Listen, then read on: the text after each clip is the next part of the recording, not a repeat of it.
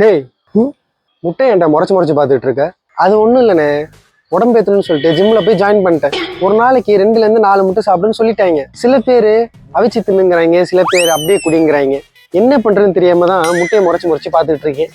இவ்வளோதானாடா 50 days 50 fitness மித்ஸில் இன்னைக்கு டே 1. இந்த மாதிரி யூஸ்ஃபுல்லான ஃபிட்னஸ் கண்டென்ட்டுக்கு நம்ம பேஜை ஃபாலோ பண்ணிக்கோங்க.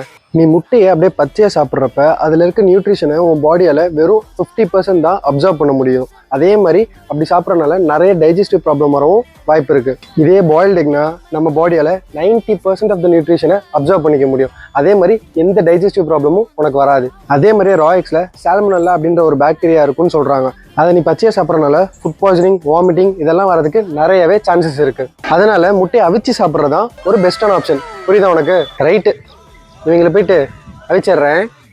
டேய் முட்டையை முதல் நல்லா கழுவுடா.